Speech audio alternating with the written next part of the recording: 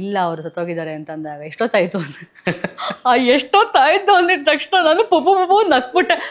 ನನಗೆ ಫಸ್ಟ್ ಎಲ್ಲ ಸೀನ್ ಆದ್ಮೇಲೆ ಹಂಗೆಲ್ಲ ಕಾಸ್ಟ್ಯೂಮ್ ಹಾಕೊಂಡು ರೆಡಿ ಆದಾಗ ನನಗೆ ಮುಜುಗರ ಆಗುತ್ತೆ. ಇದೇನು ಬಾನು ಹಿಂಗೆ ಚೇಂಜ್ ಆಗ್ಬಿಟ್ಲು ಬಟ್ಟೆಲಿ ಸುತ್ಕೊಂಡು ಚಪ್ಪಲಿ ಹೊಡೆದಂಗೆ. ಅದು ಡೈರೆಕ್ಟಾಗಿ ಹೊಡೆದ್ರೆ ಜಗಳಕ್ಕೆ ಬೀಳ್ತಾರೇನೋ, ಇಲ್ಲ ನಾವು ಹಿಂಗೆ ಹೊಡಿತೀವಿ. ಬಹುಶಃ ನಿಮ್ಗೆ ಲೇಟ್ ಆಗ್ತಾ ಅಟ್ಲೀಸ್ಟ್ ಅರ್ಥ ಆಗ್ಬೋದು. ರಾಜ್ ಸರ್ ಹೇಳಿದ್ರೋದ್ರಿಂದ ನಾನು ರಾಜ್ ಸರೇ ಡೈರೆಕ್ಟ್ ಮಾಡ್ತಿರ್ಬೋದು ಅನ್ನೋದೇನೋ ಸುಮ್ಮನೆ ಹಿಂಗೆ ಅಂದಾಜಿತ್ತು ಅಷ್ಟೇ. ಸ್ವಾತಿ ಮುತ್ತಿನ ಮಳೆಹನಿ ಮತ್ತೆ ಸಪ್ತಸಾಗರದಾಚೆಲ್ ನೋಡಿ ಎಂಥ ಆ್ಯಕ್ಟ್ರ್ ಇವರು, ಚೆನ್ನಾಗಿ ಮಾಡ್ತಾರಲ್ಲ, ಯಾರು ಇವರು ನೋಡೇ ಇರಲಿಲ್ವಲ್ಲ ಅಂತಿದ್ದು. ಆತ್ಮೀಯ ಕನ್ನಡ ಪಿಕ್ಚರ್ ವೀಕ್ಷಕರಿಗೆ ನಮಸ್ಕಾರ. ನಾನು ಪ್ರವೀಣ್ ಅಂತ. ಈ ಹೊತ್ತು ನನ್ನ ಜೊತೆಗೆ ತುಂಬ ವಿಶೇಷ ವ್ಯಕ್ತಿ ಮತ್ತು ಇವಾಗ ಟ್ರೆಂಡಲ್ಲಿರುವಂಥ ವ್ಯಕ್ತಿ ಆ್ಯಂಡ್ ತುಂಬ ಪ್ರತಿಭಾವಂತೆ ಸೋ ಫ್ರಮ್ ಸೋ ಚಿತ್ರದ ನಟಿ ಸಂಧ್ಯಾ ಅರಕೆರೆ ಅವರು. ಸೊ ಸಿನಿಮಾದಲ್ಲಿ ಭಾನು ಅನ್ನೋ ಪಾತ್ರ ಮಾಡಿದ್ದಾರೆ. ಇನ್ನೂ ಭಾನು ಪಾತ್ರ ಕಾಡ್ತಿದೆ. ಸೊ ಇಡೀ ಕರ್ನಾಟಕ ಸಂಭ್ರಮಿಸ್ತದೆ ಈ ಸಿನಿಮಾನ. ಇಂಥ ಹೊತ್ತಲ್ಲಿ ಈ ಚಿತ್ರದ ಮೊಟ್ಟ ಮೊದಲ ಕಲಾವಿದೆ ಈಗ ಸಿನಿಮಾ ರಿಲೀಸ್ ಆದಮೇಲೆ ಸಿಕ್ಕಿರುವಂಥದ್ದು. ಸೊ ನನ್ನ ಜೊತೆಗಿದ್ದಾರೆ ಸಂಧ್ಯಾ. ನಮಸ್ಕಾರ. ನಮಸ್ತೆ. ಈ ಸಂಭ್ರಮನ ವರ್ಣಿಸೋದಕ್ಕೆ ಸಾಧ್ಯ ಇಲ್ಲ, ಮತ್ತು ಇದನ್ನು ನಿರೀಕ್ಷಿಸೋದಕ್ಕೂ ಸಾಧ್ಯ ಇಲ್ಲ. ಐ ಮೀನ್ ಆ ಥರದ್ದು ಒಂದು ಪರಿಸ್ಥಿತಿ ನೀವು ನೋಡ್ತಾ ಇದ್ದೀರಾ, ಅನುಭವಿಸ್ತಾ ಇದ್ದೀರಾ. ಹೇಗೆ ಅನಿಸ್ತದೆ ಈ ಮೂಮೆಂಟ್? ಖುಷಿ ಆಗ್ತಿದೆ. ಯಾವಾಗಲೂ ಹಾಗೆ ಅಲ್ವಾ, ಅಂದರೆ ನಾವು ಮಾಡಿದ ಕೆಲಸಗಳು ಅಥವಾ ನೋಡಿದ ಕೆಲಸಗಳು ಹೆಚ್ಚು ಜನರಿಗೆ ರೀಚ್ ಆಗೋದೆ ಅದಕ್ಕಿಂತ ದೊಡ್ಡದಿನ ಏನೂ ಇಲ್ಲ. ಅದನ್ನು ಮತ್ತು ಎಲ್ಲರೂ ಅವ್ರದ್ದೇ ಸಿನಿಮಾ ಅನ್ನೋ ಥರ ಸಂಭ್ರಮಿಸ್ತಾ ಇದ್ದಾರಲ್ಲ, ಬಹುಶಃ ಥರ ಖುಷಿ. ಅಂದರೆ ಏನು ಬರೀ ಕರ್ನಾಟಕದಲ್ಲ, ಈಗ ಮಲಯಾಳಮಲ್ಲೂ ಅದೇ ಥರ ಕೊಂಡಾಡ್ತಿರೋ ಅಂಥದ್ದು. ಆ್ಯಂಡ್ ಹೊರದೇಶದಲ್ಲಿ ನನ್ನ ಸ್ನೇಹಿತರೊಬ್ಬರು ಫೋನ್ ಮಾಡಿದ್ರು ನಿನ್ನೆ ಆಸ್ಟ್ರೇಲಿಯಾದಿಂದ. ಈಗ ತಾನೇ ಸಿನಿಮಾ ನೋಡಿದೆ, ಏನೋ ಪಿಕ್ಚರ್ ಇದು, ತುಂಬ ಚೆನ್ನಾಗಿದೆ ರೈಟಿಂಗ್ ಅನ್ನೋ ಕಾರಣಕ್ಕೆ. ಸೊ ಬೇರೆ ಬೇರೆ ವಿಷಯಗಳನ್ನ ಮಾತಾಡ್ತಿದ್ದಾರೆ. ನೀವು ಆ ಚಿತ್ರತಂಡದಲ್ಲಿ ಒಬ್ಬರಾಗಿ, ಕಲಾವಿದರಾಗಿ, ಭಾನು ಪಾತ್ರ ಎಸ್ಪೆಷಲಿ ಕ್ಲೈಮ್ಯಾಕ್ಸ್ ಆದಮೇಲೆ ತುಂಬ ಜನ ಅದ್ರ ಬಗ್ಗೆನೇ ಮಾತಾಡೋಕ್ಕೆ ಶುರು ಮಾಡಿದ್ರು ಅಲ್ಲಿಂದನೇ. ಸೊ ಆ ಗಳಿಗೆ ನೋಡಿದ್ರಾ ನೀವು? ಖುಷಿ ಆಯ್ತು. ನಂಗೆ ಮೊದಲಿಗೆ ಭಯ ಇತ್ತು. ಅಂದರೆ ಒಂದು ಸಿನಿಮಾ ಫಸ್ಟ್ ಹಾಫ್ ಹಂಗೆ ಹೋಗ್ತಿರುತ್ತೆ, ಅದಾದಮೇಲೆ ಸೀರಿಯಸ್ ಆಗಿ ಬರೋ ಆ ಕಥೆನ ಹೆಂಗೆ ರಿಸೀವ್ ಮಾಡ್ತಾರೆ ಅನ್ನೋದು ಒಂದು ಭಯ ಇತ್ತು. ಅದಕ್ಕಿಂತ ಮುಖ್ಯವಾಗಿ ನಾನು ಸಪೋರ್ಟಿಂಗ್ ಕ್ಯಾರೆಕ್ಟರ್ಸ್ ಮಾಡ್ತಾ ಅಲ್ಲೇ ತೆರೆ ಮೇರೆಯಲ್ಲಿ ಹಿಂದೆ ಇದ್ದವಳು. ಸೊ ಈ ಥರ ದೊಡ್ಡ ಪಾತ್ರ ಅದು ಸಿಕ್ಕಾಪಟ್ಟೆ ನರ್ವಸ್ ಆಗಿದೆ ನಾನು. ಸೊ ಭಯನೇ ಜಾಸ್ತಿ ಇತ್ತು ನನಗೆ. So Raj sir first day ಹೇಳಿದ್ಮೇಲೆ ನನಗೆ ರಿಲೀಸ್ ದಿನ ಒಂದು ಸಮಾಧಾನ ಆಯಿತು. ಆದರೆ ಹಿಂದಿನ ದಿನ ಪ್ರೀಮಿಯರ್ ಶೋಲ್ಲಿ ಎಲ್ಲರೂ ಬಂದು ಹೇಳ್ತಿದ್ರು, ಫೋಟೋ ತೆಗೆಸ್ಕೊತಿದ್ರು. ನಂಗೆ ಅಂದರೂ ಸಮಾಧಾನ ಆಗ್ತಿರ್ಲಿಲ್ಲ. Next day JP sir, Raj sir ಎಲ್ಲ ತುಂಬ ಖುಷಿಯಿಂದ ಹೇಳಿದ್ಮೇಲೆ ಒಂದು ಸಮಾಧಾನ ಆಯ್ತು ಅಲ್ಲಿಗೆ. ಈ ಪಾತ್ರ ಅಥವಾ ಈ ಸಿನಿಮಾ ಬಂದಿದ್ದು ಯಾವಾಗ ನಿಮ್ಮ ಕತೆ ಹೇಳಿದರು, ಅಥವಾ ನಿಮ್ಗೆ ಆ ಮೂಮೆಂಟಲ್ಲಿ ಏನು ಅನಿಸಿತ್ತು ಈ ಕತೆ ಕೇಳಿದಾಗ, ಆ ಪಾತ್ರವನ್ನು ಕೇಳಿದಾಗ? ನನಗೆ ಜೂನು ರೂಪಾಂತರ ಸಿನಿಮಾ ರಿಲೀಸ್ಗೂ ಮುಂಚೆ ರಾಜ್ ಸರ್ ಒಂದ್ಸಲ ಫೋನ್ ಮಾಡಿದರು. First time Raj sir call ಬರುತ್ತೆ ಅನ್ನೋದೇ ನಮಗೊಂದು ದೊಡ್ಡ ವಿಷಯ. ಅದು ಕಾಲ್ ಮಾಡಿ ಹಿಂಗೆ ಸೆಪ್ಟೆಂಬರಲ್ಲಿ ನಮ್ಮ ಸಿನಿಮಾ ಶುರು ಆಗ್ತಿದೆ, ಒಂದು ಪಾತ್ರ ಇದೆ ಮಾಡ್ತೀರಾ ಅಂತ ಅಷ್ಟೇ ಹೇಳಿದ್ದು. ಒಂದು ಪಾತ್ರ ಇದೆ ಮಾಡ್ತೀರಾ ಅಂತ. ನಾನು ಸ್ವಾತಿ ಮುತ್ತಿನ ಮಳೆ ಹನಿಯ ಸಿನಿಮಾಗೆ ಒಂದು ಪುಟ್ಟ ಪಾತ್ರಕ್ಕೆ ಆಡಿಷನಿಗೆ ಹೋದವಳು. ಅದಾದಮೇಲೆ ಟೋಬಿ ಸಿಕ್ಕಿತ್ತು. 2 ಸಿನಿಮಾದಲ್ಲಿ ಲೈಟರ್ ಬುದ್ಧ ಅಂತ ದೊಡ್ಡ ಪ್ರೊಡಕ್ಷನ್ ಹೌಸಲ್ಲಿ ರಾಜ್ ಸರ್ ಹತ್ರ ಕೆಲಸ ಮಾಡೋ ಅವಕಾಶ ಸಿಗೋದೇ ದೊಡ್ಡ ವಿಷಯ. 2 ಸಿನಿಮಾ ಸಿಕ್ಕಾಗಿದೆ. 3ನೇ ಸಿನಿಮಾ ಖಂಡಿತ ನಿರೀಕ್ಷೆ ಮಾಡಿರಲಿಲ್ಲ ನಾನು. ದುರಾಸೆ ಆಗ್ಬಿಡುತ್ತದು. ಬಟ್ ಕ್ಯೂರಿಯಾಸಿಟಿ ಇತ್ತು. ಅಂದರೆ ಈ ಸಿನಿಮಾದಲ್ಲಿ ಯಾರ್ಯಾರು ಪಾತ್ರ ಮಾಡ್ತಿರ್ಬೋದು ಅನ್ನೋ ಕ್ಯೂರಿಯಾಸಿಟಿ ಇತ್ತು. ಸರ್ ಹಂಗೆ ಹೇಳಿದ ತಕ್ಷಣ ಸರ್ ಮಾಡ್ತೀನಿ ಫ್ರೀ ಇರ್ತೀನಿ ಗ್ಯಾರಂಟಿ ಅಂತ ಅಂದೆ. ಅದಾದಮೇಲೆ ಗ್ಯಾಪ್ ಆಯಿತು. ಆಮೇಲೆ ರೂಪಾಂತರ ಇವೆಂಟಿಗೆ ಹೋಗಿದ್ದೆ. ಅಲ್ಲೂ ರಾಜ್ ಸರ್ ಹೇಳಿದ್ರು, ನಾನು ಹೇಳ್ತೀನಿ ಸರ್ ಮುಂಚೆನೇ ಹೇಳಿ, ನನಗೆ ಡೈಲಾಗೆಲ್ಲ ನಂಗೆ ಅಲ್ಲಿ ಮಂಗಳೂರದ್ದು ಸ್ಲ್ಯಾಂಗ್ ಗೊತ್ತಾಗಲ್ವಲ್ಲ, ಸೊ ಪ್ರಾಕ್ಟೀಸ್ ಮಾಡ್ತೀನಿ ನಾನು ಅನ್ನೋದು. ಇಲ್ಲ ತಲೆ ಕೆಡ್ಸ್ಕೊಂಬಿಡಿ, ಆರಾಮಾಗಿದೆ, ಹೇಳ್ತೀವಿ ಅಂತ ಅಂದರು. ಅದಾದಮೇಲೆ ಸ್ವಲ್ಪ 1 ತಿಂಗಳು ಗ್ಯಾಪ್ ಆಯಿತು. ನನಗೊಂದು ಟೆನ್ಷನ್ ಆಯಿತು. ಬಹುಶಃ ಇಲ್ಲ ಬೇರೆಯವ್ರು ಯಾರೋ ಸೆಲೆಕ್ಟ್ ಆಗಿರಬೇಕು, ಪರವಾಗಿಲ್ಲ ಅಟ್ಲೀಸ್ಟ್ ನೆನೆಸ್ಕೊಂಡ್ರಲ್ಲ ಅನ್ನೋದು ಒಂದು ಹಿಂಗೆ ಅನ್ನಿಸ್ತಿತ್ತು. ಬಟ್ ಯಾಕೆ ಇಲ್ಲ ಅಂದರೆ ಇನ್ಫಾರ್ಮ್ ಮಾಡ್ತಾರಲ್ಲ. ಯಾಕೆಂದರೆ ಲೈಟರ್ ಬುದ್ಧ ಪ್ರೊಡಕ್ಷನಲ್ಲಿ ಅವ್ರ ಕಮ್ಯುನಿಕೇಷನ್ ಎಷ್ಟು ಚಂದ ಅಂದರೆ ತುಂಬ ಪ್ರೊಫೆಷ್ನಲ್ ಆಗಿರ್ತಾರೆ, ಮತ್ತು ಅಷ್ಟೇ ಪ್ರೀತಿಯಿಂದ ಇರ್ತಾರೆ, ಅಷ್ಟೇ ಚೆನ್ನಾಗಿ ಕಮ್ಯುನಿಕೇಟ್ ಮಾಡ್ತಾರೆ ಎಲ್ಲನೂ. ಹಂಗೇನೋ ಆಗಲ್ವಲ್ಲ ಅಂತ ನನಗೆ ನಾನೇ ಸುಮ್ಮನೆ ಹಿಂಗೇನೋ ಒಂದು ತಿಂಗಳು ಹಿಂಗಾಗಿದ್ದಕ್ಕೂ. ಮತ್ತು ಫೋನ್ ಮಾಡಿದ್ರು, ಹಿಂಗೆ ಲುಕ್ ಟೆಸ್ಟಿಗೆ ಬರೋಕ್ಕಾಗತ್ತಾ ಅಂತ. ಆವಾಗ ನಾನು ಒಂಚೂರು ಬ್ಯುಸಿ ಇದ್ದೆ, ಪಿತೃಪಕ್ಷ ಇರೋದ್ರಿಂದ ಊರಲ್ಲಿ ನಂಗೆ ಚೂರು ಲೇಟಾಗಿ ಬರ್ತೀನಿ, ರೋಹಿತ್ ತೊಂದರೆ ಇಲ್ವಾ ಅಂತ ಅಂದೆ. ದಸರಾ ಟೈಮಲ್ಲಿ ನಾನು ಅಲ್ಲಿಗೆ ಹೋಗಿದ್ದು. ಅಲ್ಲಿವರೆಗೂ ನನಗೆ ಕತೆ, ಆ ಡೈರೆಕ್ಟ್ರ್ ಯಾರು ಏನೂ ಗೊತ್ತಿಲ್ಲ. ರಾಜ್ ಸರ್ ಹೇಳಿದ್ರೋದ್ರಿಂದ ನಾನು ರಾಜ್ ಸರೇ ಡೈರೆಕ್ಟ್ ಮಾಡ್ತಿರ್ಬೋದು ಅನ್ನೋದೇನೋ ಸುಮ್ಮನೆ ಹಿಂಗೆ ಅಂದಾಜಿತ್ತು ಅಷ್ಟೇ. ಲುಕ್ ಟೆಸ್ಟಿಗೆ ಹೋದಾಗಲೇ ನನಗೆ ಗೊತ್ತಾಗಿದ್ದು JP ಸರ್ ನಾನು ಫಸ್ಟ್ ಟೈಮ್ ನೋಡಿದ್ದು. ನಾನು ಅಲ್ಲಿ ಅವ್ರನ್ನ ಸ್ವಾತಿ ಮುತ್ತಿನ ಮಳೆ ಹನಿಯೇ ಮತ್ತು ಸಪ್ತಸಾಗರದಾಚೆಲ್ ನೋಡಿ ಎಂಥ ಆ್ಯಕ್ಟ್ರ್ ಇವರು, ಚೆನ್ನಾಗಿ ಮಾಡ್ತಾರಲ್ಲ, ಯಾರು ಇವರು ನೋಡೇ ಇರಲಿಲ್ವಲ್ಲ ಅಂತಿದ್ದೆ. ಬಟ್ ಅಲ್ಲಿ ಇವ್ರ ಡೈರೆಕ್ಷನ್ ಅಂತ ಗೊತ್ತಾಗಿದ್ದು, ಅಲ್ಲಿ ಅವ್ರನ್ನ ಭೇಟಿಯಾಗಿದ್ದು. ಆಮೇಲೆ ಲುಕ್ ಟೆಸ್ಟ್ ಎಲ್ಲ ಆಯಿತು. ಸಂಜೆ ಒಂದು ರೂಮಲ್ಲಿ ಕುತ್ಕೊಂಡು ಕತೆ ಹೇಳ್ತಾ ಇದ್ರು. ಕತೆ ಹೇಳ್ತಾ ಹೇಳ್ತಾ ಹೇಳ್ತಾ ಹೇಳ್ತಾ ಹೇಳ್ತಾ ಅಲ್ಲ ಗಂಟ್ಲೆಲ್ಲ ನನಗೆ ಒಂಥರ ಹಿಂಗಾಗ್ಬಿಟ್ಟಿತ್ತು ನನಗೆ. ಬಹುಶಃ ನನ್ನ ಪ್ಲೇಸಲ್ಲಿ ಯಾವುದೋ ಗಂಡು ಮಗ ಕೂತಿದ್ರು ಅವನಿಗೆ ಹಂಗೆ ಆಗ್ತಿತ್ತು. ಯಾಕೆಂದರೆ ಆ ಕತೆ ಕೇಳಬೇಕಿದ್ರೆ ಎಂಥವ್ರಿಗೂ ಹಂಗಾಗುತ್ತೆ. ಮತ್ತು ನನಗೆ ಜೆ ಪಿ ಸರ್ ಹೇಳ್ತಿರ್ಬೇಕಾದ್ರೆ ಜೆ ಪಿ ಸರೇ ಬಾನು ಅನ್ನೋ ಥರ ಫೀಲ್ ಆಗ್ತಿತ್ತು. ಯಾಕೆಂದರೆ ಅವ್ರು ಅಷ್ಟು ಇಂಟೆನ್ಸಾಗಿ ತುಂಬ ಚೆನ್ನಾಗಿ ನರೇಟ್ ಮಾಡ್ತಾರೆ ಅವರು ಸ್ಟೋರಿನ. ನನಗೆ ಹಾಗೆ ಫೀಲ್ ಆಗ್ತಿತ್ತು. ಸೊ ಅದು ನನಗೆ ಲಾಸ್ಟಿಗೆ ಅದು ನನಗೆ ಗಂಟ್ಲಲ್ಲಿ ಹಿಂಗೆ ನನಗೆ ನಡುಗ್ತಿತ್ತು ನನಗೆ. ಆಮೇಲೆ ಸರ್ ನನಗೆ ಏನೇ ಇನ್ಪುಟ್ಸ್ ಇದ್ದರೂ ನೀವು ಕೊಡಿ, ನಾನು ಖಂಡಿತ ಟ್ರೈ ಮಾಡ್ತೀನಿ ನಾನು ಅಂತ ಹೇಳಿ ನಾನು ಸುಮ್ಮನೆ ಅದೇ. ಆಮೇಲೆ ಜೆ ಪಿ ಸರ್ ಹೋದರು. ನಂಗೆ ಗೊತ್ತಿಲ್ಲ, ನಾನು ಇವತ್ತು ಆ ನೋಟ್ಬುಕ್ ನನ್ನ ಕೈಲಿತ್ತು. ಅವ್ರು ಏನಾದರೂ ಹೇಳಿದ್ರೆ ಬರ್ಕೊಳ್ಳೋಕ್ಕೆ ಅಂತ ಒಂದು ಪೆನ್ನು ಒಂದು ಪುಸ್ತಕ ನಾನು ಇಟ್ಕೊಂಡೇ ಇದ್ದೆ. ನಂಗೆ ಗೊತ್ತಿಲ್ಲ, ಈ ಸುಮ್ಮನೆ ಅಳ್ತಾ ಇದ್ದೀನಿ ನಾನು, ನಂಗೆ ತಡೆಯೋಕ್ಕೆ ಆಗ್ತಿಲ್ಲ. ನಾನು ಕ್ವಶನ್ ಮಾರ್ಕ್ ಹಾಕೊಂಡಿದ್ದೀನಿ ಯಾಕತ್ತೆ ನಾನು ಅವತ್ತು ಅಂತ. ಅದು ಗೊತ್ತಿಲ್ಲ ನನಗೂ. ಸಿಕ್ಕಾಬಟ್ಟೆ ಅದು ಒಂಥರ ಕಷ್ಟ ಆಯಿತು ನಂಗೆ ಆ ಸ್ಟೋರಿ ಅದು ಎಲ್ಲ ಅದೆಲ್ಲ ಅಂತ. ಅಂದರೆ ಭಾನು ಪಾತ್ರನೇ ಒಂದು ಅಸಹಾಯಕತೆ, ಒಂದು ರವೀಣ ಒಂದು ಕಂಡ ಮೇಲೆ ಬರುವಂಥ ಆಶಾಭಾವನೆ. ಆದರೂ ಅಂದರೆ ನೋಡುಗರಿಗೆ ಒಂದು ಆ್ಯಂಗಲಲ್ಲಿ ಇದಾಗ್ತಿದ್ರೆ ಅಲ್ಲಿ ಪಾತ್ರಧಾರಿಗೆ ಆಗಿ ನೀವು ಅಭಿನಯಿಸ್ಬೇಕಾರೆ ಅಂದರೆ ಆ ಥರದ ತುಂಬ ಸೆನ್ಸಿಬಲ್ ಆಗಿರುವಂಥ ವಿಷಯ ಅಲ್ವಾ. ಸೊ ಅಂದರೆ ಹೇಳೋಕ್ಕಾಗಲ್ಲ ಇದನ್ನು ಅಂತ, ಸಿನಿಮಾ ನೋಡೋರು ಗೊತ್ತಾಗುತ್ತೆ.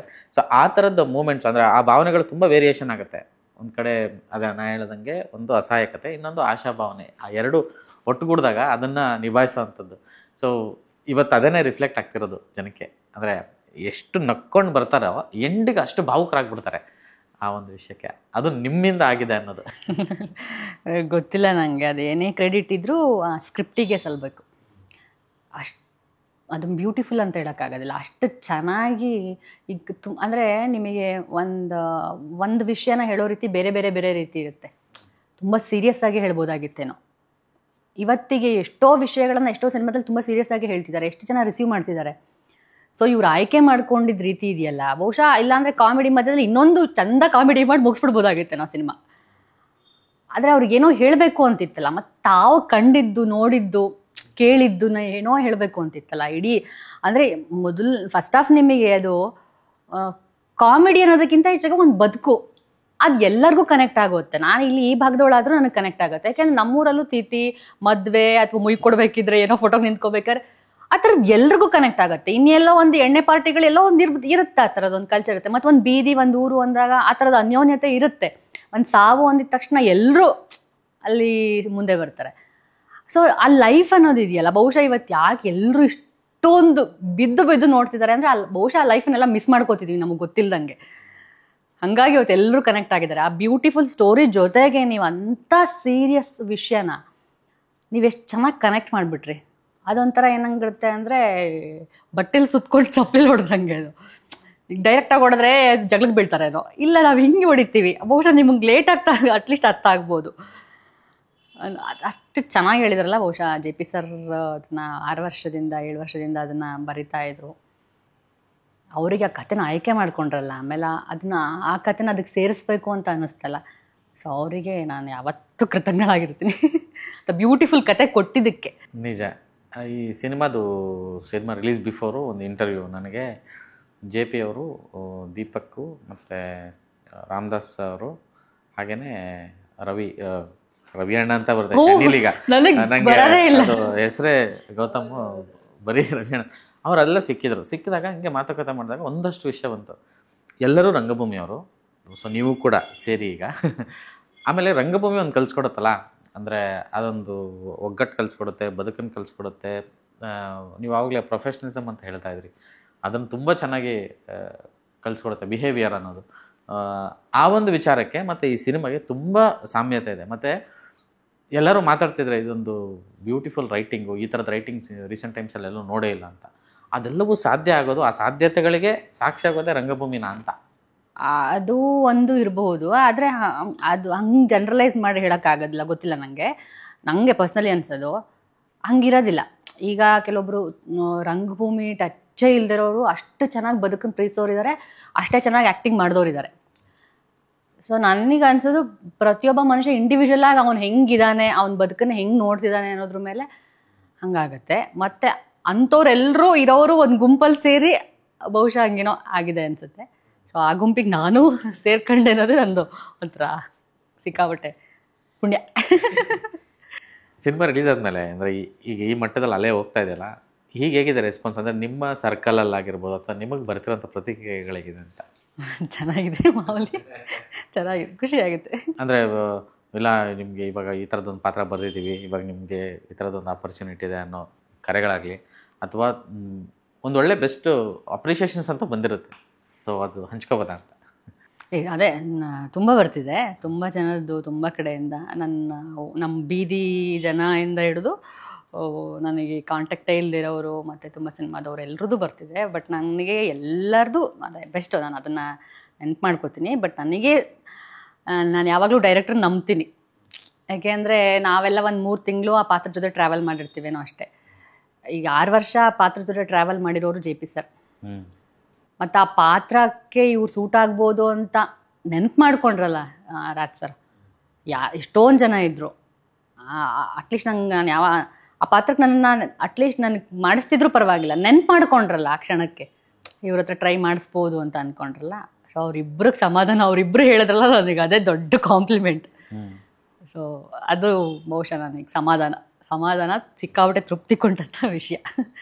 ಈ ಸಿನಿಮಾದಲ್ಲಿ ಸಾಕಷ್ಟು ಸನ್ನಿವೇಶಗಳು, ಅಂದರೆ ಅದೇ ನಿಮ್ಮ ಪೋರ್ಷನ್, ಎಸ್ಪೆಷಲಿ ನಿಮ್ಮದು ಮತ್ತು ರವಿಯಣ್ಣ ಆ ಕಾಂಬಿನೇಷನ್ನು ಮತ್ತು ಕ್ಲೈಮ್ಯಾಕ್ಸ್, ಅದೊಂದು ಶಾರ್ಟಲ್ಲಿ ಎಷ್ಟು ಕಮ್ಯುನಿಕೇಷನ್ ಆಗುತ್ತೆ. ಅಂದರೆ ಇಲ್ಲಿ ಈ ಸಿನಿಮಾದಲ್ಲಿ ನಾನು ನೋಡಿದಾಗ ಇನ್ನೊಂದು ವಿಷಯ ಅಂತಂದರೆ, ಒಂದೇ ಫ್ರೇಮಲ್ಲಿ ಅಷ್ಟು ಜನ ಕಲಾವಿದರು ಇರ್ತಾರೆ, ಅಲ್ಲೊಂದು ಮೂಮೆಂಟ್ ನಡೀತಾ ಇರುತ್ತೆ. ಸೊ ಈಗಿನ ಸಿನಿಮಾಗಳಲ್ಲಿ ಅಥವಾ ಬರ್ತಿರೋಂಥ ಸಿನಿಮಾಗಳಲ್ಲಿ ನೋಡಿರೋ ಹಂಗೆ ಇನ್ಸ್ಟೆಂಟಾಗಿ 6 ಸೆಕೆಂಡ್ 7 ಸೆಕೆಂಡ್ಗೆ ಶಾರ್ಟ್ಸ್ ಚೇಂಜ್ ಆಗುತ್ತೆ.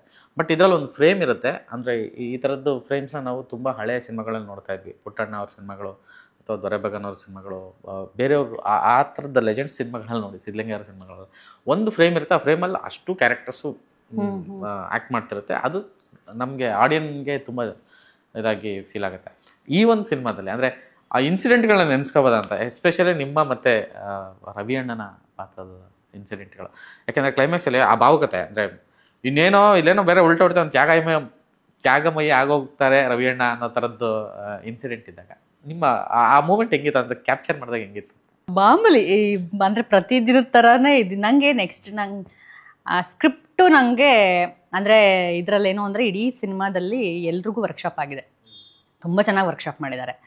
ಆದರೆ ಅವರಿಗೆಲ್ಲ ಒಂಥರ ವರ್ಕ್ಶಾಪ್ ಆಗಿರೋ, ನನಗೆ ಒಂಥರ ವರ್ಕ್ಶಾಪು. ನನಗೆ ಸ್ಕ್ರಿಪ್ಟ್ ಕೊಡಲಿಲ್ಲ, ಇಡೀ ಸ್ಕ್ರಿಪ್ಟ್ ಬಗ್ಗೆ ನಂಗೆ ಗೊತ್ತಿಲ್ಲ. ಇಡೀ ಸ್ಕ್ರಿಪ್ಟ್ ನಾನು ಓದ್ತೀನಿ ಅಂತಂದರೆ ಬೇಡ ಅಕ್ಕ ಅಂತ.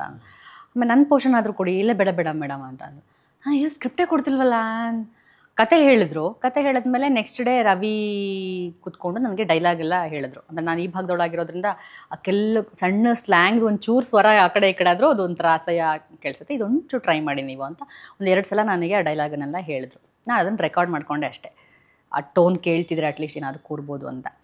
ಅದು ಬಿಟ್ಟರೆ ನನಗೆ ಸ್ಕ್ರಿಪ್ಟ್ ಬಗ್ಗೆ ಇನ್ನೇನೂ ನಂಗೆ ಟಚ್ ಇಲ್ಲ. ನಾನು ಡೈರೆಕ್ಟಾಗೆ ಶಾರ್ಟಿಗೆ ಹೋಗಿದ್ದೆ. ನನ್ಗೆ ಯಾಕೆ ಇವರು ಸ್ಕ್ರಿಪ್ಟೇ ಕೊಡ್ತೀನಿ, ನನಗೇನು ಅಂದರೆ ಚೆನ್ನಾಗಿದೆ ಕ್ಯಾರೆಕ್ಟ್ರು, ಅದನ್ನು ತುಂಬ ಚೆನ್ನಾಗಿ ಮಾಡಬೇಕು, ಏನೋ ಉತ್ಸಾಹ ಇರುತ್ತಲ್ಲ, ಏನೋ ಅಂತ ಚೆನ್ನಾಗಿ ಮಾಡಬೇಕು, ಚೆನ್ನಾಗಿ ವರ್ಕ್ ಮಾಡ್ಕೋಬೇಕು, ಹಾಗೆ ಹೇಗೆ ಅಂತ ನಾನು ಕೇಳ್ತಾ ಇದ್ದೀನಿ. ನಾನು ಮುಂಚೆನೇ ಬಂದು ಇಲ್ಲಿರ್ತೀನಿ, ಯಾರಾದರೂ ಕ್ಯಾರೆಕ್ಟರೈಸೇಷನ್ ಟ್ರೈ ಮಾಡ್ತೀನಿ, ನೋಡ್ತೀನಿ, ಹಾಗೆ ಹೇಗೆ ಅಂತ ಇನ್ನೇನೋ ಕೇಳ್ತೀನಿ. ಇಲ್ಲ ಅಕ್ಕ ಏನು ಬೇಡ, ನೀವು ಆರಾಮಾಗಿರಿ, ನೀವು ಆರಾಮಾಗಿ, ಏನು ಬೇಡ ಅಂತ ಅಂತಿದ್ರು. ಸೊ ಇದು ಈ ಕ್ಯಾರೆಕ್ಟರ್ಗೆ ಬೇಕಾಗಿರೋ ವರ್ಕ್. ಅಂದರೆ ಭಾನು ಪ್ಲೇನ್ ಆಗಬೇಕು ನಮಗೆ, ಅವಳ ಆ ಕ್ಷಣಕ್ಕೆ ಸ್ಪಂದಿಸ್ಬೇಕು, ಅವಳಿಗೆ ಸಿಗೋದೆಲ್ಲ ಹೊಸ್ತೆ, ಅವಳ ಜೀವನದಲ್ಲಿ ಏನೂ ಇಲ್ಲ, ಖಾಲಿ ಇದ್ದಾಳೆ, ಅವಳಿಗೆ ಬದುಕ್ತಿದ್ದಾಳೆ ಅಷ್ಟೇ. ಸೊ ಅವಳು ಖಾಲಿ ಇರೋದ್ರಿಂದ ಅವಳ ಜೀವನದಲ್ಲಿ ಕಾಣೋದೆಲ್ಲ ಹೊಸ್ತೆ, ಅವಳ ಪ್ರತಿಕ್ರಿಯೆನೆಲ್ಲ ಹೊಸದಾಗಿ ಇರಬೇಕು.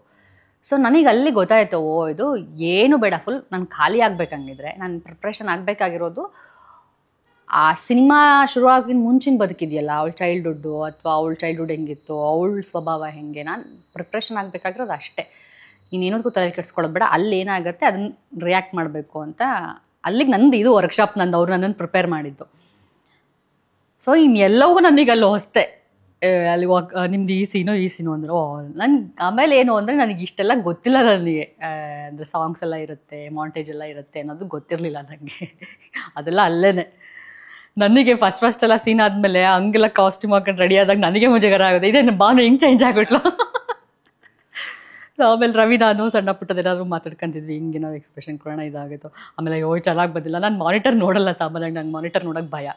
ಆಮೇಲೆ ಡೈರೆಕ್ಟ್ರ್ ಮುಖ ನೋಡ್ತಾ ಇರ್ತಿದ್ದೆ. ಅವ್ರೇನು JP ಸರ್ ಓಕೆನಾ, ಇನ್ನೊಂದ್ಸಲ ಟ್ರೈ ಮಾಡಿ, ಇಲ್ಲ ಕರೆಕ್ಟಾಗಿದೆ ಅಂತ ಅನ್ನೋರು.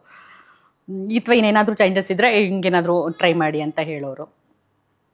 ಮಜಾ ಇತ್ತು ಒಟ್ಟಿನಲ್ಲಿ. ಮತ್ತು ಅವರೆಲ್ಲ ಸಿಕ್ಕಾಬಟ್ಟೆ ಮಜಾ ಮಾಡ್ತಾರಲ್ಲ. ನನ್ನ ಪೋರ್ಷನ್ ಮಾತ್ರ ಸ್ವಲ್ಪ ಹಿಂಗಿರೋದು.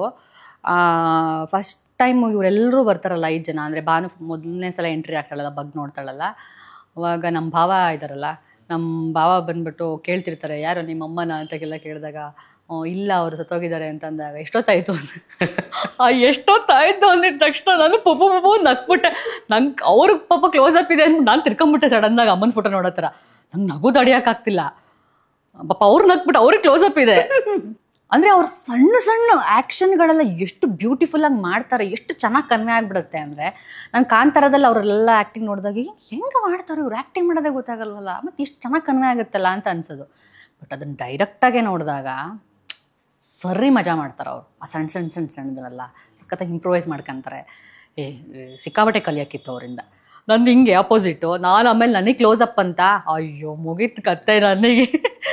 ನಾನು ನಾಲಿಗೆಲ್ಲ ನಿಮ್ಗೆ ಟೈಟಾಗಿ ಅಂಗ್ಲೆಲ್ಲ ಹತ್ರ ಇಟ್ಕೊಂಡು ನಗ್ಬಾರ್ದು ಅಂತಾರೆ. ಅದಕ್ಕೆ ನಮ್ಮ ಕ್ಯಾಮ್ರಾಮನ್ ಸರ್ ನೀವು ನಗ್ತಿರೇನೋ ಅಂದ್ಬಿಟ್ಟು ನಾನು ಹಿಂದೆ ಹೋದೆ ಸ್ವಲ್ಪ ಅಂತ. ಅಷ್ಟು ಮಜಾ ಇತ್ತಾವೆಲ್ಲ. ಲಾಸ್ಟು ಅಷ್ಟೇ. ಅದೇ ಕೆಲವೊಂದೆಲ್ಲ ಇರುತ್ತಲ್ಲ, ಅಯ್ಯೋ ಇನ್ನೂ ಬೆಟರ್ ಆಗಬೇಕಿತ್ತೇನೋ, ಇಲ್ಲ ನಾನು ಮತ್ತೆ JP ಸರ್ ಕೇಳೋದು, JP ಸರ್ ಓಕೆನಾ, ಇಲ್ಲ ಯಾಕೆ ಓಕೆ ಅಂತ ಅನ್ನೋರು. ಅದು ಚೆನ್ನಾಗಿತ್ತು. ಎಸ್ಪೆಷಲಿ ಈಗ ಒಬ್ಬರ ಮೇಲೆ ಅಮ್ಮ ಬಂದಿದ್ದಾರೆ ಅಂತ, ಅದು ಗಂಡ್ಸ್ ಮೇಲೆ, ಒಬ್ಬ ಈಗ ಗಂಡ ಮೇಲೆ ಅಮ್ಮ ಬಂದಿದೆ ಅನ್ನೋದು, ಮತ್ತು ಅವ್ರ ಮುಖ ನೋಡಿಕೊಂಡು ಅಮ್ಮನ ಹಾಕಿ ಮಾತಾಡೋವಂಥದ್ದು. ಆಮೇಲೆ JPನೇ ಡೈರೆಕ್ಟ್ರು, ಅವರು ಆ್ಯಕ್ಟ್ ಮಾಡ್ತಿದ್ದಾರೆ. ಆ ಸಂದರ್ಭಗಳು ಹೆಂಗಿತ್ತು ಅಂತ ನೀವು ಹೇಳ್ತಾರೆ, ಮಜಾ ಮಾಡ್ಕೊಂಡು ಮಾಡ್ತಾರೆ. ಕರೆಕ್ಟ್. ಆ ಇಂಟೆನ್ಸ್ ಸೀನ್ಗಳವೆಲ್ಲ ಅಂದರೆ ಒಳಗೆ ತೊಗೊಂಡೋಗುವಂಥ ಸೀನ್ಗಳು ಆ ಟೈಮಲ್ಲಿ ಅದೆಲ್ಲ ಗೊತ್ತಿಲ್ಲ. ಅದು ಬಹುಶಃ ಅದೇ ಸ್ಕ್ರಿಪ್ಟಿಗೆ ಹೋಗುತ್ತೆ. ಅಗೇನ್ ಸ್ಕ್ರಿಪ್ಟೇ. ಸ್ಕ್ರಿಪ್ಟ್ ತುಂಬ ಚೆನ್ನಾಗಿದ್ದಾಗ ಬಹುಶಃ ನಟರು ಆ ಕ್ಷಣಕ್ಕೆ ರಿಯಾಕ್ಟ್ ಮಾಡಿದ್ರೆ ಸಾಕು. ನನಗೆ ತುಂಬ ಚೆನ್ನಾಗಿರೋ ಆ್ಯಕ್ಟರ್ಸ್ ಸಿಕ್ಕಿದಾಗ, ರೈಟಿಂಗ್ ತುಂಬ ಚೆನ್ನಾಗಿದ್ದಾಗ, ಡೈರೆಕ್ಟ್ರ್ ಕೊಡೋ ಅದನ್ನೆಲ್ಲ ಚೆನ್ನಾಗಿ ಕೇಳಿಸ್ಕೊಂಡು ನಾವು ಅಷ್ಟು ಟ್ರೈ ಮಾಡಿದ್ರೆ ಆ ಕ್ಷಣಕ್ಕೆ ಅಲ್ಲಿ ಇದ್ದುಬಿಟ್ರೆ ಬಹುಶಃ ಅದೊಂದು ಮ್ಯಾಜಿಕ್ ಆಗುತ್ತೆ ಅಷ್ಟೇ. ನನಗೆಲ್ಲ ಕ್ರೆಡಿಟ್ ನಮ್ಮ ಟೀಮಿಗೇನೆ. ಎಲ್ಲ ಕಲಾವಿದರಿಗೂ ಒಂದೊಂದು ಸಿನಿಮಾ ಅಂತ ಸಿಗುತ್ತೆ, ಅಥವಾ ಯಾವುದೋ ಅದೊಂದು ಪಾಯಿಂಟ್ ಸಿಗುತ್ತೆ, ಅದೊಂದು ಎಲಿವೇಟ್ ಆಗುವಂಥ ಒಂದು ಸಮಯ. ಈ ಕ್ಷಣ ಈ ಸಿನಿಮಾ ನಿಮ್ಮ ಬದುಕಿಗಾಗಿದೆ ಅಂತ ಭಾವಿಸ್ಬೋದು. ಸೊ ಅಷ್ಟು ದೊಡ್ಡ ಮಟ್ಟದ ಒಂದು ಹೆಸರನ್ನು ತಂದುಕೊಟ್ಟಿರೋಂಥ ಒಂದು ಸಮಯ. ಸೊ ನಿಮ್ಮ ಹಿನ್ನೆಲೆ ಬಗ್ಗೆ ಮಾತಾಡೋದಾದರೆ ಸಂಧ್ಯಾ ಅವರೇ? ನನ್ನ ಹಿನ್ನೆಲೆ ಅಂಥದ್ದು ಏನಿಲ್ಲ. ಮಾಮೂಲಿ ನಾನು ಅರಕೆರೆ, ನಮ್ಮೂರು ಶ್ರೀರಂಗಪಟ್ಟಣ ತಾಲೂಕು, ಮಂಡ್ಯ ಜಿಲ್ಲೆ, ಅರಕೆರೆ. ನಾವಿಬ್ಬರೇ ಹೆಣ್ಮಕ್ಳು ನಮ್ಮಮ್ಮ ಅಪ್ಪಂಗೆ. ಅಪ್ಪ ಸಣ್ಣ ವಯಸ್ಸಲ್ಲೇ ತೀರ್ಕೊಂಡ್ರು. ಹಾಗಾಗಿ ಅಮ್ಮ, ನಾನು, ನಮ್ಮಕ್ಕ PUCವರೆಗೂ ನಾನು ಅರಕೆರೆಯಲ್ಲೇ ಓದಿದ್ದು. ಅದಾದಮೇಲೆ ಡಿಗ್ರಿ ಮೈಸೂರು. ಡಿಗ್ರಿ ಆದಮೇಲೆ ಏನು ಅಂತ ಗೊತ್ತಿಲ್ಲದಾಗ ನೀನಾಸಂ ಇಂಟರ್ವ್ಯೂ ಆಕಸ್ಮಿಕವಾಗಿ ಸಿಕ್ತು. ನೀನಾಸಂ ಇಂಟರ್ವ್ಯೂ ಪಾಸಾಯಿತು. ಅಲ್ಲೊಂದು 3 ವರ್ಷ ತಿರುಗಾಟ, ಜನಮನದತ್ತ ರೆಪರ್ಟ್ರಿಗಳೆಲ್ಲ ಅಲ್ಲಿ ತಿರುಗಾಟಗಳದ್ದು ಮಾಡ್ತಾ ನೆಕ್ಸ್ಟ್ ಏನು ಅಂತ ಅಂದರೆ ಮನೆಗೆ ಹೋಗ್ಬಿಟ್ರೆ ಮತ್ತೆ ಥಿಯೇಟ್ರ್ ಗ್ಯಾಪ್ ಆಗಿಬಿಡುತ್ತೆ ಅಂತ ಅನ್ನೋ ಟೈಮಲ್ಲಿ ನನ್ನ ಫ್ರೆಂಡ್ಸ್ ಒಂದಿಬ್ಬರು ಬೆಂಗಳೂರಲ್ಲಿ MAಗೆ ಸೇರಿಕೊಂಡಿದ್ರು. ಆಗಲೇ ಆಗಸ್ಟ್ ಆಗಿತ್ತು.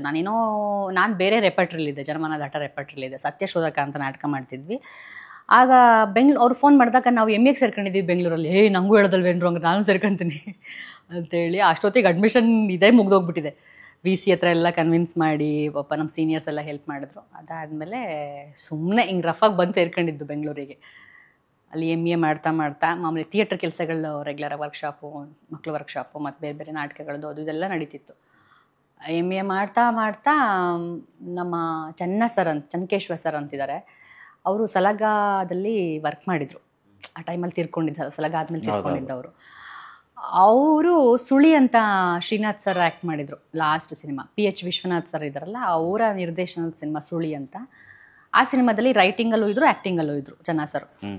ಸೊ ಆ ಸಿನಿಮಾದಲ್ಲಿ ಒಂದು ಪಾತ್ರಕ್ಕೆ ಬೇಕಿತ್ತಂತೆ. ಆವಾಗ ಪುಣ್ಯಕ್ಕೆ ಅವ್ರು ನನ್ನನ್ನು ನೆನ್ಪು ಮಾಡ್ಕೊಂಡಿದ್ದಾರೆ, ಈ ಪಾತ್ರಕ್ಕೆ ಬಹುಶಃ ಈ ಹುಡುಗಿ ಸೂಟ್ ಆಗ್ತಾಳೆ, ಅವ್ರ ನಂಬರ್ ಹುಡುಕಿ ಫೋಟೋ ಕಳಿಸ್ಕೊಳ್ಳಿ ಅಂತ. ಆಮೇಲೆ ನನ್ನ ನೀನಾಸಂ ಸುಮಾರು ಜನ ಸೀನಿಯರ್ಸ್ ಅದರಲ್ಲಿ ವರ್ಕ್ ಮಾಡ್ತಿದ್ರು ಆ ಸಿನಿಮಾದಲ್ಲಿ. ಟೆಕ್ನಿಕಲ್ ಆಗು ವರ್ಕ್ ಮಾಡ್ತಿದ್ರು ಮತ್ತು ಆ್ಯಕ್ಟಿಂಗಲ್ಲೂ ಇದ್ದರು. ಸೊ ಅವರೆಲ್ಲ ನಂಬರ್ ತೊಗೊಂಡು ಫೋನ್ ಮಾಡಿದ್ರು. ಮಂಜುನಾಥ್ ಚಿನ್ಕುಳಿ ಅಂತಿದ್ದಾರೆ, ಅವ್ರು ಫೋನ್ ಮಾಡಿದ್ರು, ಹಿಂಗೆ ಫೋಟೋ ಕಳಿಸ್ ನಿಂದು 1-2 ಅಂತ. ನಾನು ಮಾಮೂಲಿ ಯಾವ್ದು ನಮ್ಮ ಹತ್ರ ಅವಾಗೆಲ್ಲ ಫೋಟೋ ಯಾವುದೋ ಗ್ರೂಪ್ ಫೋಟೋದಲ್ಲಿ ಇರ್ತೀವಿ, ಮತ್ತು ಕ್ರ್ಯಾಪ್ ಮಾಡಿ ಅದನ್ನು ಸುಮ್ಮನೆ ಕಳಿಸಿದ್ದು. ಆಮೇಲೆ ಕನಕಪುರ ಸೈಡಲ್ಲಿ ನಡೀತಿತ್ತು, ಅಲ್ಲಿಗೆ ಬರೋಕ್ಕಾಗತ್ತೆ, ಶೂಟಿಂಗ್ ನಡೀತಿದೆ ಅಂತ ಅಂದರು. ನಮ್ಮೂರು ಮಹಾದೇವ್ ಅರ್ಕೆರೆ, ಅಲ್ಲೇ ಶೂಟಿಂಗ್ ಮಹಾದೇವಪುರ. ನನಗೆ ಶೂಟಿಂಗ್ ಹತ್ರ ಅಲ್ಲಿ ಶೂಟಿಂಗ್ ಎಲ್ಲ ನಡೀತಾ ಇರುತ್ತೆ. ಬಟ್ ನಂಗೆ ಸಣ್ಣ ವಯಸ್ಸಿಂದ ಸ್ವಲ್ಪ ಮುಜುಗರ ಸ್ವಭಾವ ಇರೋದ್ರಿಂದ ನಾನು ತುಂಬ ಫೋಟೋ ತೆಗೆಸ್ಕೊಳ್ಳೋದು ಅದೆಲ್ಲ ಸ್ವಲ್ಪ ಕಡಿಮೆ. ಅಲ್ಲಿ ಹೋಗೋದು ತೀರಾ ದೂರದಿಂದ ನೋಡಬೇಕು, ಮುಗೀತು ಅಷ್ಟೇ. ಮತ್ತು ತೀರಾ ಅಷ್ಟೆಲ್ಲ ಇಂಟ್ರೆಸ್ಟ್ ಇಲ್ಲದೆ ಇರೋದ್ರಿಂದ ನನಗೆ ಅಷ್ಟು ಬಗ್ಗೆ ನಾಲೆಡ್ಜ್ ಇಲ್ಲ ಸಿನಿಮಾ ಬಗ್ಗೆ. ಆಮೇಲೆ ಟೇಕು ಆ್ಯಕ್ಷನ್ ಅಂತಾಗೆಲ್ಲ ಡೈಲಾಗ್ ತೊಗೋಬೇಕಾದ್ರೆ ಏನೂ ಗೊತ್ತಿಲ್ಲ, ಅಷ್ಟೆಲ್ಲ ನಾಲೆಡ್ಜ್ ಇರಲಿಲ್ಲ ಸಿನಿಮಾ ಬಗ್ಗೆ ನನಗೆ. ಆವಾಗ ಡೈರೆಕ್ಟ್ರು ನೋಡಿದ್ರು ಓಕೆ ಆಗ್ತಾರೆ ಈ ಪಾತ್ರಕ್ಕೆ ಅಂತ ಹೇಳಿದ್ರು. ಆಮೇಲೆ ಚೆನ್ನಾಗಿ ಸರ್ ನಾನು ಹೊರಡ್ತೀನಿ ಸರ್ ಅಂದೆ. ಬೇಡ ಬೇಡ ನೋಡ್ಕೊ, ನಿಮಗೆ ಸಿನಿಮಾದ ಗೊತ್ತಿಲ್ಲ ಅಲ್ವಾ, ಕುತ್ಕೊಂಡು ನೋಡ್ಕೊ ನೀನು ಅಂತ ಅಂದರು. ಅಲ್ಲಿ ಶೂಟಿಂಗ್ ನಡೀತಾ ಇತ್ತು. ನಾನು ಸುಮ್ಮನೆ ನೋಡ್ತಾ ಕೂತಿದ್ದೆ. ಶ್ರೀನಾಥ್ ಸರ್ದು ಮತ್ತು ಅವ್ರದ್ದೆಲ್ಲ ನಡೀತಾ ಇತ್ತು. ಆ್ಯಕ್ಷನ್ನು ಕಟ್ಟು ಇದೆಲ್ಲ ಒಂಚೂರು ಅಲ್ಲಿ ಗೊತ್ತಾಯ್ತು ನನಗೆ ಸೀನ್ ಅಂತ. ಆಮೇಲೆ ಚೆನ್ನಾಗಿ ಸರ್ ಹೋಗಬೇಕಾದ್ರೆ ಈಗ ನಿಂಗಮ್ಮ ಅಂತ ಈ ಪಾತ್ರ, ಇವಳು ಹಿಂಗಿರ್ತಾಳೆ, ಮಗು ಇರುತ್ತೆ, ಒಂದು ಸಣ್ಣ ಬಡತನ ಇರುತ್ತೆ, ಶ್ರೀನಾಥ್ ಸರ್ ಫ್ಯಾಮಿಲಿಗೆ ಹಿಂಗೆ ಕ್ಯಾರೆಕ್ಟರ್ ಬಗ್ಗೆ ಹೇಳಿದ್ರು. ಇಷ್ಟೊಂದು ತಲೆಯಲ್ಲಿ ಇಟ್ಕೋ ಸಾಕು ನೀನು, ನಾಳೆ ಬಾ ಅಂತ ಹೇಳಿದ್ರು. ನಾನು ಸುಮ್ಮನೆ ಅಂದ್ಕೊಂಡು ಬಂದಿದ್ದು. ನೆಕ್ಸ್ಟ್ ಡೇ ನಮಗೇನು ಅಂದರೆ ಡೈಲಾಗ್ ಎಲ್ಲ ಹೇಳಿ ಮುಗಿಸ್ಬಿಡ್ಬೇಕು. ಅವ್ರು ಹೇಳಿದರು, ನೀನು ನಾಟಕ ಥರ ಎಲ್ಲ ಗಾಯೆಲ್ಲ ಜಾಸ್ತಿ ಬಳಸೋ ಅವಶ್ಯಕತೆ ಇಲ್ಲ, ಸುಮ್ಮನೆ ನೀನು ಕೊಟ್ಟಿದ್ದ ಡೈಲಾಗನ್ನು ಹೇಳಿದ್ರೆ ಸಾಕು ಅದನ್ನು ಇದು ಅಂದ್ಕೊಂಡು ಅಂತ. ನಾನು ಡೈಲಾಗ್ ಹೇಳಿ ಮುಗಿಸ್ಬಿಟ್ರೆ ಸಾಕಪ್ಪ ಅವ್ರು ಆ್ಯಕ್ಷನ್ ಕಟ್ ಅನ್ನೋ ಅಷ್ಟೊತ್ತಿಗೆ ಅಂತ ಮುಗಿಸಿದ್ದು. ಸೊ ಅಲ್ಲಿ ಒಂದು 5-6 ದಿನ ಶೂಟಿಂಗ್ ಆಯಿತು. ಶ್ರೀನಾಥ್ ಸರ್ ಜೊತೆನೇ ಒಂದು ಸೀನ್ ಇತ್ತು ಅಲ್ಲಿ ಮಾಡಿದೆ. ಅದಾದಮೇಲೆ ಆ ಟೀಮಲ್ಲಿ ಒಬ್ಬರು ಜೀವನ್ ಅಂತ ಇದ್ದರು, ಜೀವನ್ ಗಂಗಾಧರಯ್ಯ ಅನಿಸುತ್ತೆ ಬಹುಶಃ ಅವ್ರ ಹೆಸರು. ಅವರೆಲ್ಲ ನನ್ನ ಪರ್ಫಾರ್ಮೆನ್ಸ್ ಏನೋ ಇಷ್ಟ ಆಗಿತ್ತು. ಅವರು ಭೀಮಸೇನ ನಳ ಮಹಾರಾಜ ಸಿನಿಮಾದಲ್ಲಿ ವರ್ಕ್ ಮಾಡ್ತಿದ್ರು. ಅದರಲ್ಲಿ ಬಹುಶಃ ಯಾರೋ ಬೇರೆಯವ್ರು ಆ್ಯಕ್ಟ್ ಮಾಡಬೇಕಿತ್ತಂತೆ. ಒಂದು ಅಚ್ಯುತ್ ಸರ್ದು ಸೆಕೆಂಡ್ ವೈಫ್ ಕ್ಯಾರೆಕ್ಟರ್ಗೆ ಒಂದು ಇಂಪಾರ್ಟೆಂಟ್ ರೋಲ್, ಅದು ಕವಿತಾ ಅಂತ. ಅವರೇನೋ ಮುಹೂರ್ತಕ್ಕೆ ಬಂದಿದ್ರು, ಬಟ್ ಮಿಸ್ ಆಯ್ತೇನೋ ಶೂಟಿಂಗ್ ಟೈಮಲ್ಲಿ ಡೇಟ್ಸೇನೋ. ಆಮೇಲೆ ಅವರು ಹಿಂಗೆ ಹುಡುಕ್ತಿರ್ಬೇಕಾದ್ರೆ ಹಿಂಗೆ ಸಂಧ್ಯಾ ಅಂತಿದ್ದಾರೆ, ಚೆನ್ನಾಗಿ ಮಾಡ್ತಾರೆ ನೋಡಿ ಅಂತ ಕಳಿಸಿದ್ರು ಫೋಟೋಸ್. ಹಂಗೆ ಸಡನ್ನಾಗಿ ಹೋಗಿದ್ದೆ. ಮತ್ತು ಆ ಸಿನಿಮಾದಲ್ಲಿ ಯಾರೋ ವರ್ಕ್ ಮಾಡಿದವ್ರು ಇನ್ಯಾರೋ ನೆನ್ಪು ಮಾಡ್ಕೊಂಡು ಹಂಗೆ ಪ್ರತಿ ಸಿನಿಮಾಗೂ ನನಗೆ ಹಂಗೆ ಇನ್ಯಾರೋ ನಿನ್ನ ಫೋಟೋ ಕಳಿಸೋ ಇದು ಸೂಟ್ ಆಗ್ತಾರೆ, ನೀನಾಸಮ್ಮ ಒಂದ್ಸಲ ಆಡಿಷನ್ ಮಾಡಿದ್ರು, ಹಾಗೆ ಪಾಸ್ ಆಗಿದ್ದು ನಾನು. ಸೊ ಈ ಸ್ವಾತಿ ಮುತ್ತಿನ ಮಳೆ ಹನಿಗೂ ಹಾಗೇನೆ ಅವ್ರು ಯಾವುದೋ ಒಂದು ಕ್ಯಾರೆಕ್ಟರ್ ಹುಡುಕ್ತಿದ್ರು. ನನ್ನ ಫೋಟೋ ಅಲ್ಲಿ ನನ್ನ ಫ್ರೆಂಡ್ ಮಾಲ್ತೇಶನ್ ಅವರು ಶೇರ್ ಮಾಡಿದ್ರು. ಓಕೆ ಈ ಸೂಟ್ ಆಗ್ತಾರೆ ಅಂತ ರೋಹಿತ್ ನನಗೆ ಕಾಲ್ ಮಾಡಿದ್ರು. 1-2 ಲೈನ್ ಅದು, ತೊಂದರೆ ಇಲ್ವಾ ಮಾಡ್ತೀರಾ ಅಂತ. ಮಾಡ್ತೀನಿ ಅಂತ. ಮತ್ತು ಆಡಿಷನ್ ಮಾಡಿದ್ರು. ಅದಕ್ಕೂ ಆಡಿಷನ್ ಆಯಿತು. ಅದಾದಮೇಲೆ ಟೋಬಿಗೂ ಆಡಿಷನ್ ಆಯಿತು. ಅಲ್ಲಿಂದ ಇಲ್ಲಿಗೆ ಬಂದು ನಿಂತಿದ್ದೀನಿ. ಅಂದರೆ ಕಲಾವಿದರು ಹಂಗೆ ಅಂದರೆ ಎಲ್ಲಿಂದ ಎಲ್ಲಿಗೆ ಕೊಂಡಿ ಬೆಸ್ಕೊಳ್ಳುತ್ತೆ ಗೊತ್ತಾಗಲ್ಲ. ಎಲ್ಲರೂ ನೆನೆಸ್ಕೋಬೇಕು. ಬಹುಶಃ ಒಂದು ಸಿನಿಮಾಯಿಂದ ಒಂದು ಸಿನಿಮಾಗೆ ನಂಗೆ ಪರಿಚಯ ಇಲ್ದಿರೋರು ನೆನ್ಪು ಮಾಡಿಕೊಂಡು ನೋಡಿ ಅವ್ರು ಚೆನ್ನಾಗಿ ಮಾಡ್ತಾರೆ ಏನೋ ಆಗಿದೆ ಹಂಗಿಲ್ಲ ಆಯಿತು ಅಥವಾ ಯಾರೋ ನೋಡಿ ಕರೆದ್ರು ಇಲ್ಲಿ. ಆ್ಯಂಡ್ ತನುಜಾ ಸಿನಿಮಾ ಆ್ಯಕ್ಚುಲಿ ತುಂಬ ಒಳ್ಳೆಯ ಪಾತ್ರ. ಆ ತಾಯಿ ಮತ್ತು ಆ ಒಂದು ಅದು ತುಂಬ ಚೆನ್ನಾಗಿದೆ ಆಯ್ತು ಅಂತ. ಆ ಪುಣ್ಯಕ್ಕೆ ಗೊತ್ತಿಲ್ಲ ಅದು. ಅಂದರೆ ಅದು ಒಂದು ಬಹುಶಃ ಅದೇ ಒಂದು ಕರೆಕ್ಟ್ ಟೈಮಲ್ಲಿ ನಾನು ಅಲ್ಲಿದ್ದೆ. ಆ ಪಾತ್ರಕ್ಕೇನೋ ಆಯಿತು ಅಂದರೆ ಕಂಬಳಿ ಹುಳ ಆಗಿರ್ಬೋದು, ಫೋಟೋ ಉತ್ಸವ್ ಗೋನ್ವಾರ ಅವ್ರ ಫೋಟೋ ಸಿನಿಮಾ, ಅದು ಸುಮಾರು ಸಿನಿಮಾಗಳು ಹೀಗೆ ನನಗೆ ಒಂಚೂರು ಚೆನ್ನಾಗಿ ವರ್ಕ್ ಆಯಿತು. ಆಮೇಲೆ ಕಂಬಳಿ ಹುಳ ಸಿನಿಮಾದಲ್ಲಿ ಏನೋ ಡೈರೆಕ್ಟ್ರು ಬರೆದಿದ್ದು ನೋಡಿ ಪೆಪ್ಪೆ ಡೈರೆಕ್ಟ್ರು ಈ ಪಾತ್ರಕ್ಕೆ ಸೂಟ್ ಆಗ್ತಾರೆ ಅನಿಸುತ್ತೆ ಕರೀರಿ ಅಂತ. ಹಂಗೆ ಸುಮಾರು ಸಿನಿಮಾಗಳು ಹೀಗೆ ಆಗಿದ್ದು ನನಗೆ. ಅದು ಬಹುಶಃ ಸಣ್ಣ ಸಣ್ಣ ಆ ಥರ ಪಾತ್ರಗಳನ್ನ ಸಣ್ಣದೋ ದೊಡ್ಡದೋ ಒಟ್ನಲ್ಲಿ ಅಲ್ಲಿ ಮಾಡಿದ್ದಕ್ಕೆ ನಾನು ಏನೋ ಕಲ್ತಿದ್ದಕ್ಕೆ ನಾನು ಇಲ್ಲೇನೋ ಮಾಡೋದಕ್ಕೆ ಟ್ರೈ ಮಾಡೋದಕ್ಕೆ ಸಾಧ್ಯ ಆಯಿತು. ಯಾಕೆಂದರೆ ನಮ್ಗೆ ಥಿಯೇಟ್ರ್ ಗೊತ್ತಿತ್ತು, ಸಿನಿಮಾ ಗೊತ್ತೇ ಇಲ್ಲ ನಮಗೆ. ಸಿನಿಮಾ ಝೀರೋ ನನಗೆ ನಾಲೆಡ್ಜ್. ಆಮೇಲೆ ಪ್ರತಿ ಸಿನಿಮಾದಲ್ಲೂ ಬೇರೆ ಬೇರೆನೇ ಕಲಿಯೋದಿರುತ್ತೆ. ನಾನು ಈಗ ಇಲ್ಲಿ ಪಾತ್ರ ಮಾಡಿಬಿಟ್ಟಿದ್ದೀನಿ, ರಾಸರ್ ಟೀಮಲ್ಲಿ ವರ್ಕ್ ಮಾಡಿಬಿಟ್ಟಿದ್ದೀನಿ, ನಂಗೆ ನೆಕ್ಸ್ಟ್ ಸಿನಿಮಾ ಆರಾಮ್ ಅನಿಸುತ್ತೆ ಹಂಗಿಲ್ಲ. ಬೇರೆ ಸಿನಿಮಾ ಡೈರೆಕ್ಟ್ರು ವರ್ಷನೇ ಬೇರೆ, ಅವ್ರ ಪ್ಯಾಟ್ರನ್ನೇ ಬೇರೆ, ಆ ಕತೆ ಬೇರೆ. ಸೊ ನಾನು ಅಲ್ಲಿಗೆ ಅವ್ರು ಹೇಳಿದ್ ಕೇಳಿಸ್ಕೊಂಡು ಅವ್ರಿಗೆ ಹೆಂಗೆ ಬೇಕು ಹಂಗೆ ಬೇಕಾಗತ್ತೆ. ಅದು ಹೊಸ್ತೆ ಮತ್ತೆ. ಸೊ ಇಲ್ಲಿವರೆಗೆ ನಿಂತಿದೆ. ಹೆಂಗಿದೆ ಲೈನಪ್ ಮುಂದೆ ಸಿನಿಮಾಗಳು ಅಥವಾ ಏನು ಕೆಲಸಗಳು ನಡೀತಾ ಇದೆ? ಸದ್ಯಕ್ಕೆ ನಾನು ಥಿಯೇಟ್ರ್ ಜೊತೆಗೆ ಸಿನಿಮಾ ಮಾಡ್ತಿದ್ದೆ. ಈಗ 1-2 ವರ್ಷದಿಂದ ಫುಲ್ ಟೈಮ್ ಸಿನಿಮಾನೇ ಮಾಡ್ತಿದ್ದೀನಿ. ಇದೆ ಸಿನಿಮಾಗಳು ಇತ್ತು, ಬಟ್ ನಂಗೆ ಈಗ ಸ್ವಲ್ಪ ನನಗೆ ಒಂಚೂರು ಬ್ರೇಕ್ ಬೇಕಿರೋದ್ರಿಂದ 1 ಇಯರ್ ಬ್ರೇಕ್ ತೊಗೊಂಡು ಮತ್ತೆ ಬಂದ್ಬಿಡ್ತೀನಿ. ಕೆಲಸಗಳಿದೆ. ಸೊ ಫ್ರಮ್ ಶೋ ಇನ್ನೇನು ಇನ್ನೊಂದಷ್ಟು ದಿನ ಇದ್ರ ಬಗ್ಗೆನೇ ಚರ್ಚೆಗಳಾಗುತ್ತೆ, ಮಾತಾಡ್ತಾರೆ. ಅದೇ ನನ್ನ ತಂಡನ ಕೇಳಿದಾಗಲೂ ಅಷ್ಟೇ ಹೇಳಿದ್ರು, ಅಂದರೆ ತುಂಬ ಯಾರಿಗೂ ಸಿಗ್ತಿಲ್ಲ ಅನ್ನೋ ಕಾರಣಕ್ಕೆ ಈಗಲೇ ಬೇಡ ಮಾತಾಡ್ತೀವಿ ಒಂದಿನ ಅಂತಲೇ ಹೇಳ್ತಾ ಇದ್ರು, ಮುಂದಕ್ಕೆ ಆಗ್ತಾನೆ ಇದ್ರು. ಫೈನಲಿ ಸಿಕ್ಕಿದ್ದಕ್ಕೆ ತುಂಬ ಥ್ಯಾಂಕ್ ಯು. ಆ್ಯಂಡ್ ಈ ಸಂಭ್ರಮವನ್ನು ಹಂಚ್ಕೊಳಕ್ಕೆ ಸಿಕ್ಕಿದ್ದೀರಾ. ತುಂಬ ಚೆನ್ನಾಗಿ ಆಗ್ತಾಯಿದೆ. ಇನ್ನೂ ಒಳ್ಳೆಯದಾಗಲಿ, ಇನ್ನೂ ಒಳ್ಳೊಳ್ಳೆ ಪಾತ್ರಗಳು ನಿಮ್ಮದಾಗಲಿ. ಅಂದರೆ ವೈಯಕ್ತಿಕವಾಗಿ ಹೇಳಬೇಕು ಅಂದರೆ ನಾವು ನೋಡಿರೋ ಅಷ್ಟು ಸಿನಿಮಾಗಳಲ್ಲೂ ನೀವು ಅಭಿನಯಿಸಿರುವಂಥ ಪಾತ್ರ ಯಾವಾಗಲೂ ಅನಿಸೋದು ಇವರು ತುಂಬ ಪೊಟೆನ್ಷಿಯಲ್ ಇರೋರು, ಇವ್ರಿಗೆ ಏನಾದರೂ ಒಂದು ದೊಡ್ಡ ಇದಾಗಬೇಕಲ್ಲ. ಯಾಕೆಂದರೆ ಉಮಾಶ್ರಮ್ಮ ಕೆಲವ್ರನ್ನೆಲ್ಲ ನೋಡ್ತಿರ್ತೀವಲ್ಲ, ಆ ಥರದ್ದೊಂದು ಈಗಿನ ಕಾಲಕ್ಕೆ ಇರುವಂಥ ಒಬ್ಬ ನಟಿಯರು ಅನ್ನೋ ಸಾಲಿಗೆ ಯಾವಾಗಲೂ ಅನಿಸೋದು. ಬಟ್ ಈ ಸಿನಿಮಾ ಅದಕ್ಕೆ ಸಾಕ್ಷಿಯಾಗಿದೆ ಅಂತ ಹೇಳ್ಬೋದು. ಒಳ್ಳೆಯದಾಗಲಿ. Thank you so much. ಬಹುಶಃ ಗೊತ್ತಿಲ್ಲ ನಾನು ಇಷ್ಟೆಲ್ಲ ಮಾತಿಗೆ ಅರ್ಹಳು ಅಂತ. Thank you. ಬಹುಶಃ ಇದೆಲ್ಲ ಕ್ರೆಡಿಟು ಇವತ್ತೇ ನೀವು ಇಲ್ಲಿ ಬಂದು ಇಲ್ಲಿ ಮಾತಾಡ್ತಿದ್ದೀರಿ, ಇಷ್ಟೊತ್ತು ನನ್ನ ಮಾತು ಕೇಳಿಸ್ಕೋತಿದ್ರಿ ಅಂದರೆ ಎಲ್ಲದಕ್ಕೂ ಕಾರಣ ಲೈಟರ್ ಬುದ್ಧ. ಯಾಕೆಂದರೆ ಆ ಸಿನಿಮಾ ಸಕ್ಸಸ್ಸು ಬಹುಶಃ ಇದನ್ನು ಕೂಡಿಸಿದೆ. ಸೊ ನಾನು ಯಾವತ್ತೂ ಆ ಟೀಮಿಗೆ ಗ್ರೇಟ್ಫುಲ್ ಆಗಿರ್ತೀನಿ. Thank you so much. ಇದಿಷ್ಟು ಸಂಧ್ಯಾ ಅರ್ಕೆರೆ ಅವರ ಒಟ್ಟಿಗಿನ ಒಂದು ಮಾತುಕತೆ.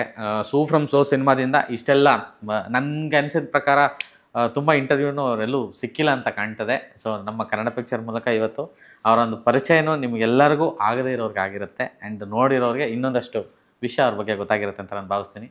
ಸೂ ಫ್ರಮ್ ಸೋ ಸಂಭ್ರಮದ ಅಲೆ ಹಿಂಗೆ ಮುಂದುವರಿತಾ ಇರಲಿ ಅಂತ ನಾನು ಕೂಡ ಭಾವಿಸ್ತೀನಿ. ಸೊ ಇದು ಈ ಹೊತ್ತಿನ ಮಾತುಕತೆ. ನಮಸ್ಕಾರ.